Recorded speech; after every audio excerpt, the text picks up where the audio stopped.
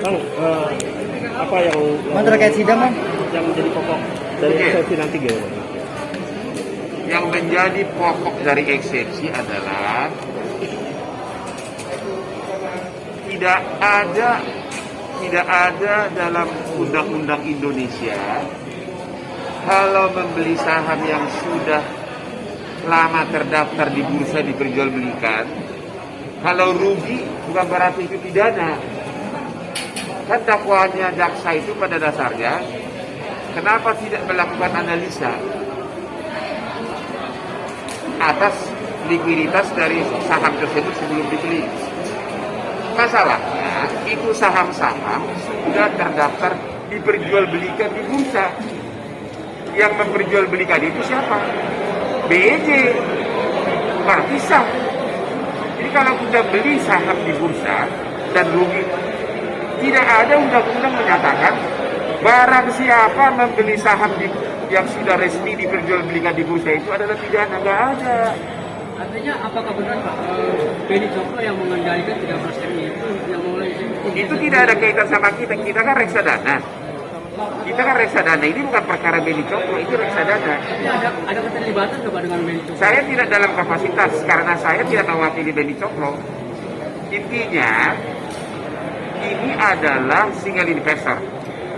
Beda dengan multi investor. Kalau multi investor itu memang perusahaan reksadana itu harus menganalisa dulu saham-saham yang mau dibeli. Kalau single investor arti single investor adalah Jiwasraya datang, beli dulu saham ini, PPX, ya, itu sudah ada di bursa, sudah dipapan, sudah diperjualbelikan. Ya kalau pembeli yang nyuruh dan sahamnya sudah sah diperjualbelikan di bursa, di mana pelanggarannya, di mana pidananya? Jadi kita mau eksepsi karena di pasal 1 KUH pidana disebutkan tidak ada perbuatan yang bisa dipidana kecuali sudah ada undang-undangnya yang mengatakan itu pidana. Oke, tidak ada di dalam undang-undang kita barang siapa yang membeli saham yang tercatat sah di bursa kalau merugi bakal dipidana. Itu tidak ada.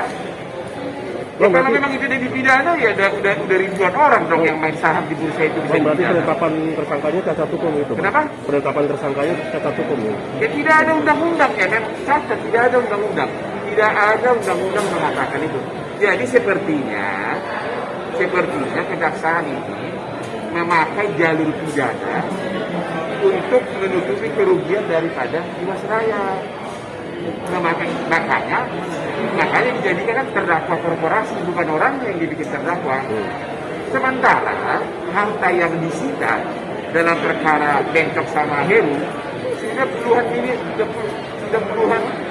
miliar, sudah triliunan, ya. Jadi nanti gimana ini? Kalau sampai nanti seluruh reksadana ini disuruh bayar lagi atas seluruh transaksi, berarti kan sama dengan kerugian dari Jiwasraya. Sementara dalam perkara Heru dan Bencok sudah dapat jauh lebih besar. Berarti negara bakal untung nanti. Soalnya sebenarnya ada nggak tuh kaitan 13 MI dengan Bencok atau Ada kaitan, orang datang untuk disuruh beli saham. Namanya ini single investor. Kalau single investor itu ibarat kamu lah, kamu pergi ke bank buka deposito, ya dibuka. Kamu saja suruh agen beli saham ini, ya dibuka, dibeli. Dan itu ada di bursa. Jadi seluruh saham yang di bursa itu, yang dibeli itu ada saham yang sudah lama tercatat di bursa. Jadi kalau memang itu saham gorengan, ya harusnya pimpinan BEJ dong duluan diproses secara hukum.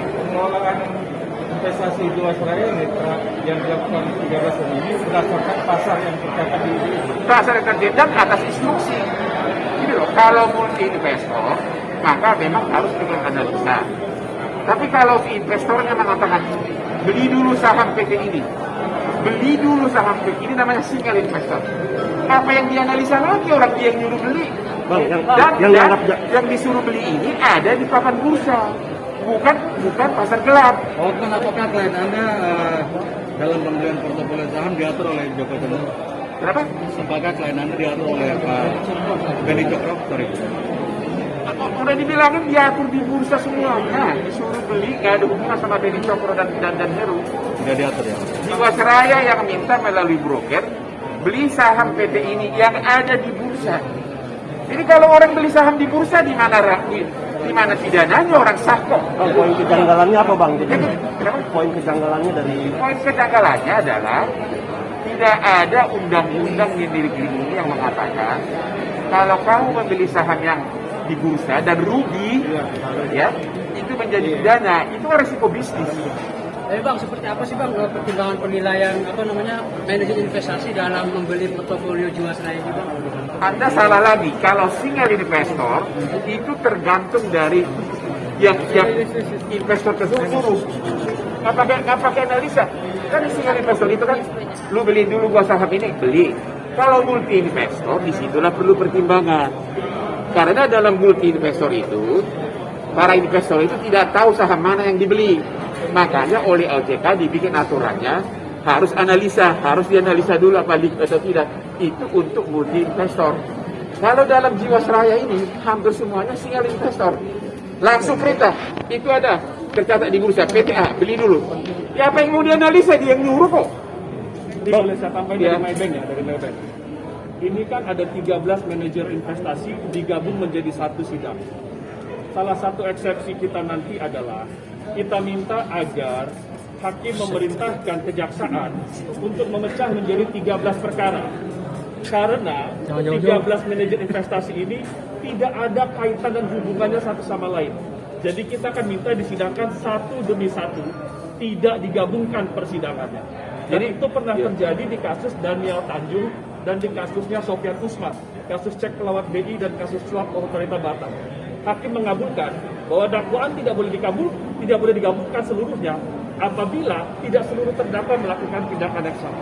Jadi kalau nanti 13 perusahaan reksadana ini disuruh membayar ganti rugi atas seluruh nilai saham yang dibeli, berarti negara akan untung berlipat ganda karena dalam kasus Heru dan Beni Cokro sudah disita begitu banyak harga dan saham-saham ini pun sudah disita juga. Bang, Jadi ini benar-benar ini bukan kasus pidana. Ini kasus tidak ada unsur pidananya di situ. sebenarnya ada komunikasi nggak bang secara langsung atau tidak langsung dengan Beni Cokro dengan klien? Nggak kenal. Nggak. Nggak kenal. Oke.